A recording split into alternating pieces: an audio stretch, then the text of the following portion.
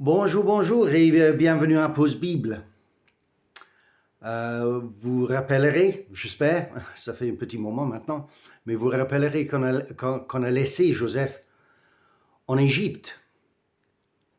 Et c'est l'Égypte que nous verrons au fur et à mesure qui sera le lieu du salut pour lui et sa famille. Donc, ça va se passer plutôt bien que mal en Égypte pour Joseph et sa famille. Et notre lecture aujourd'hui aussi, nous allons voir que la pureté raciale, tribale, appelez-le ce que vous voulez, enfin, y croire s'agit d'une faute. Parce que sur le plan de l'explication des origines, telles que nous le lisons dans le livre de la Genèse, ainsi que dans les généalogies, et comme nous voyons avec Joseph en Égypte, si imaginer cette idée, cette notion de pureté, de race, bon, il s'agit d'un faux pas. Parce que la race, l'explication que nous lisons va nous montrer aujourd'hui dans ce chapitre 38,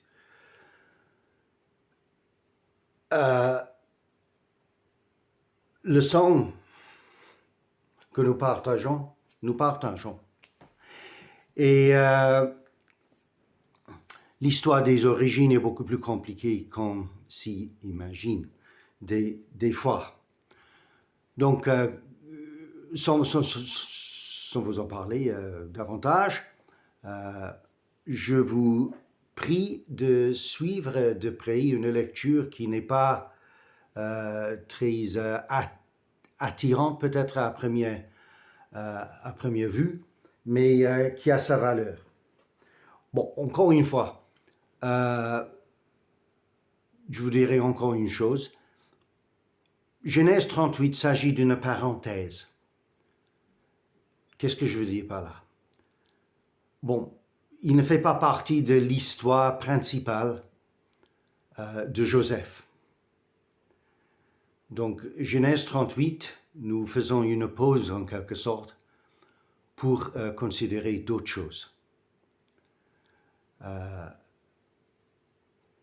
Si vous voulez, c'est un petit peu comme on regarde une émission et entre les fils de l'émission, il y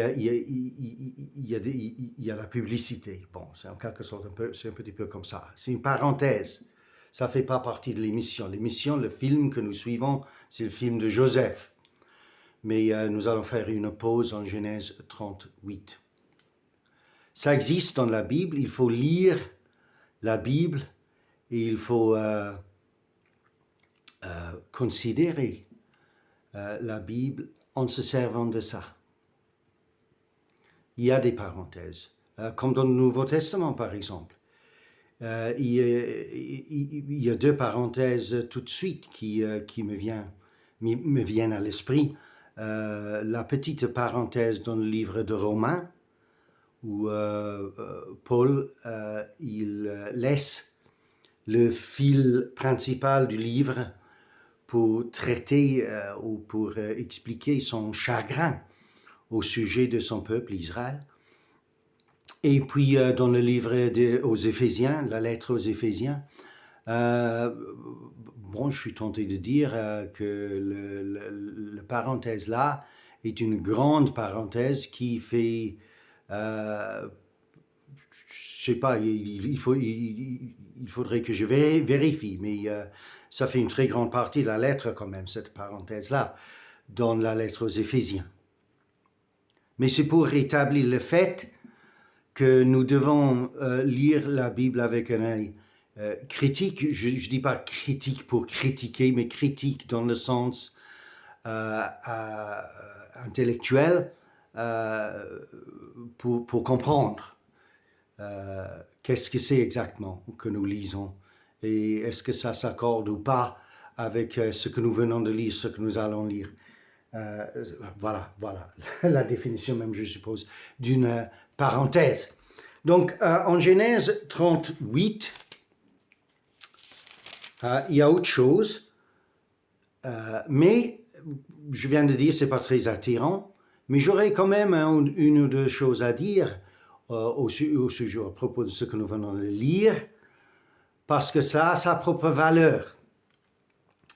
Donc, Judas et Tamar, c'est le titre, sous-titre dans ma Bible. On est en Genèse 38, nous lirons à partir du premier verset jusqu'au verset 30, la fin du chapitre, parce que nous ne voulons pas passer 2 semaines dans ce chapitre.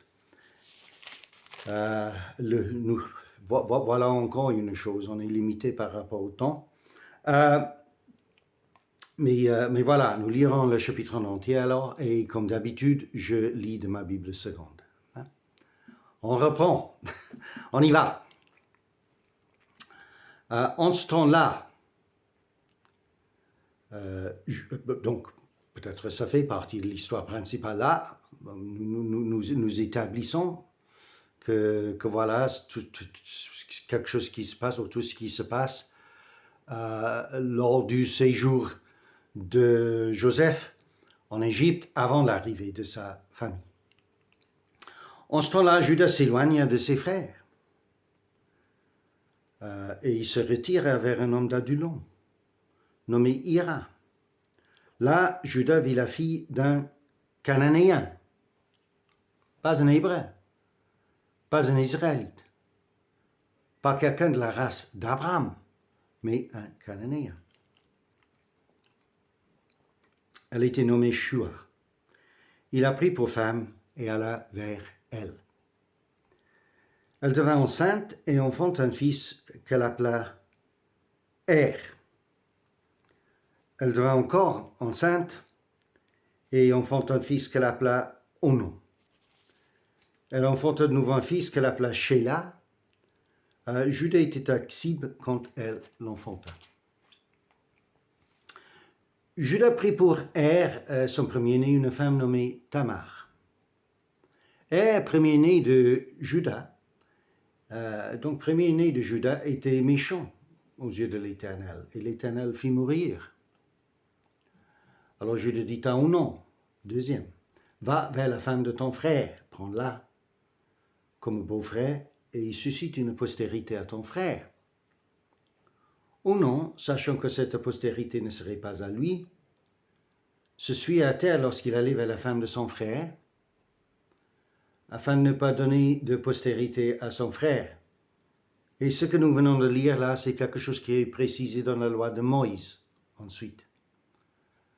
Que ça soit mis, que ça existe comme une occasion pour protéger et pour perpétuer, continuer la lignée d'un Israélite, que s'il meurt, que son frère prenne sa femme pour assurer une postérité à son frère, celui qui vient de mourir.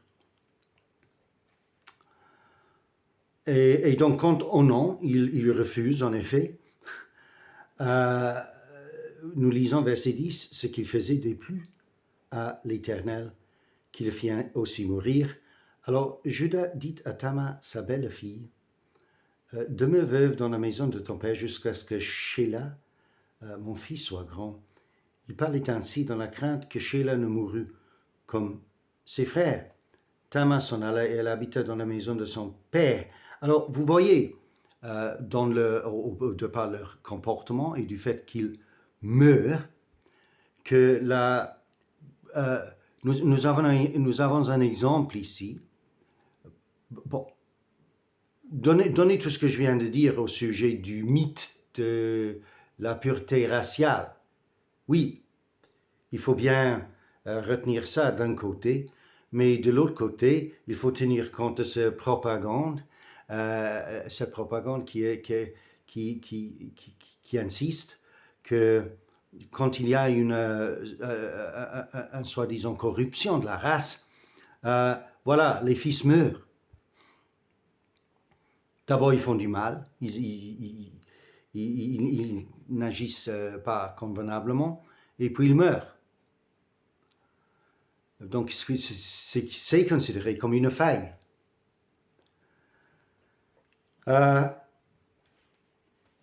Et donc, voilà un exemple en Israël maintenant de la propagande pour ce qui concerne ses origines, telles que nous avons vu, je ne sais combien de chapitres avant cette lecture. Et je ne vais pas tout reprendre maintenant, mais c'est pour vous dire qu'il y a une espèce de propagande dans la Bible. Là aussi, il faut se servir de son cerveau pour le noter, pour le voir d'abord, et puis pour le noter, que voilà, voilà ce qui arrive à quelqu'un qui prend une femme qui est cananéenne et qui n'est pas israélite. Voilà, la propagande. Mais il y a tout un contrepoids dans ce même chapitre, cette fois-ci, à cette espèce de propagande, parce que dans la suite de notre lecture maintenant, nous allons voir la capacité d'Israël et des Israélites pour l'autocritique, pour se servir de l'autocritique. Quelque chose qui est tellement nécessaire pour assurer le progrès d'un individu, d'une famille, d'une tribu, d'une nation. Si on n'a pas cette capacité-là d'autocritique, on peut critiquer autant qu'on veut les nations qui t'entourent, mais vous n'avancerez jamais parce que vous n'avez pas la capacité de vous corriger. Comme le Seigneur Jésus, il a dit d'enlever le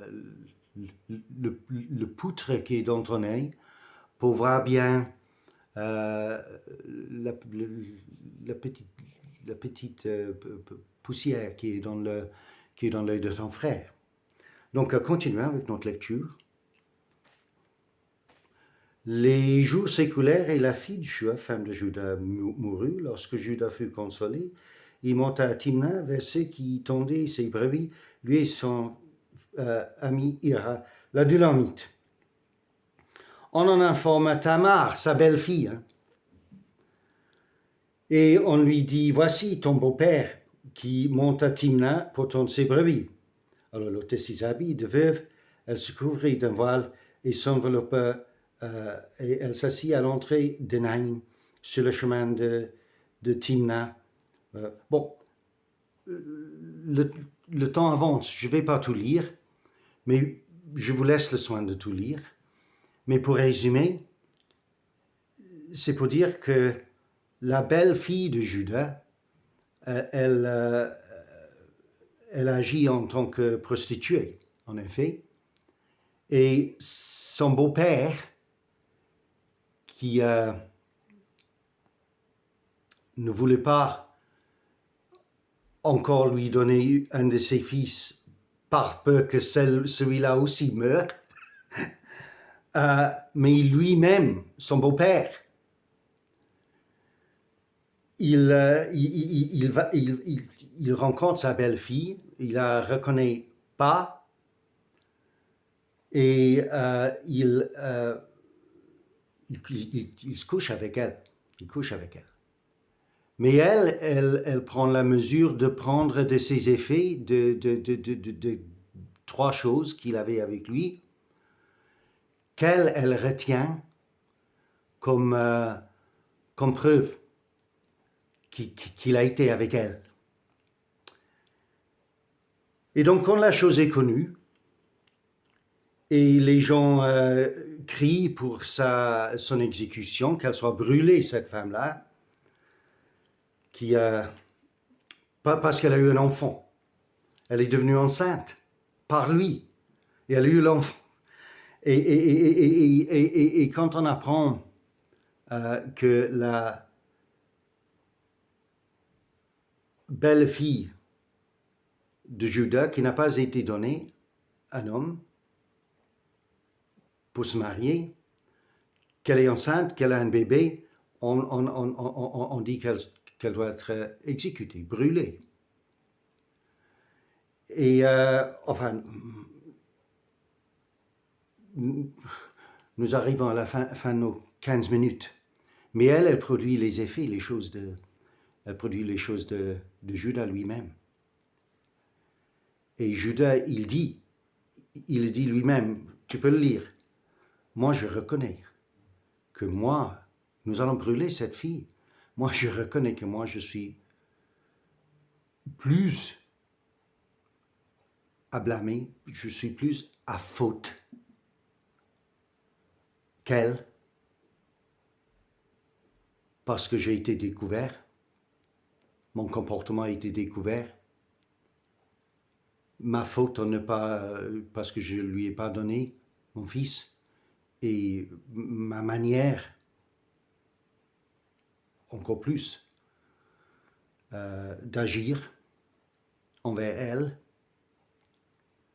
je suis à découverte et ça montre que je suis plus corrompu qu'elle. Voici, le temps passe vite, mais pour résumer, voici, comme je viens de dire, un très fort exemple de la capacité des Israélites à s'auto-critiquer.